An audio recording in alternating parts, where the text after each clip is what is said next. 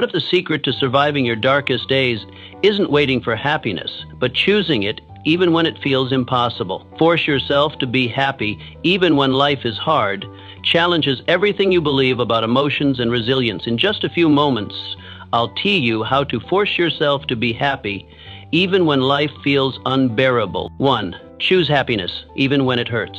You are born into a world that makes no promises of ease, no assurances of comfort.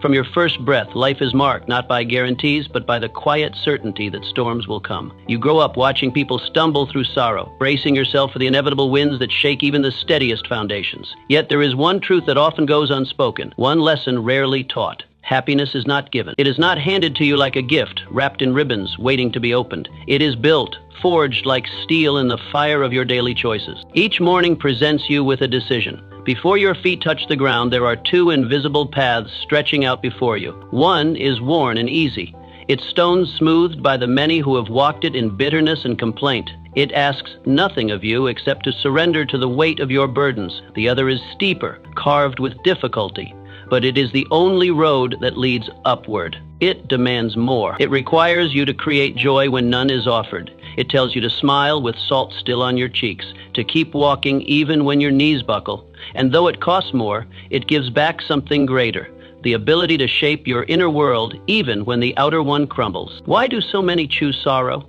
Not because they are weak, but because they believe the myth that happiness must first be felt before it can be real. But feelings lie. They shift with the winds of circumstance and memory, clouding your vision and convincing you that joy is something passive, something you wait for. The truth is sharper and more liberating. Happiness is a decision. It is an act of will, a command, spoken not to the world, but to yourself. When you stop waiting for it to arrive and start creating it from within, everything changes. This transformation begins in the smallest of acts. You rise and whisper gratitude into the silence, even if your heart isn't convinced.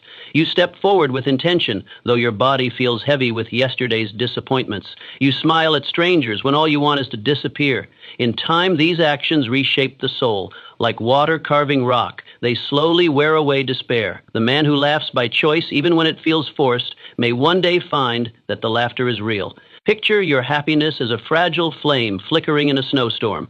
No one is coming with extra firewood. There is no rescue, no magic spark waiting in the distance. You have what you have, and it must be enough. So you kneel, cold and trembling, and breathe on the embers. You search the barren ground for twigs.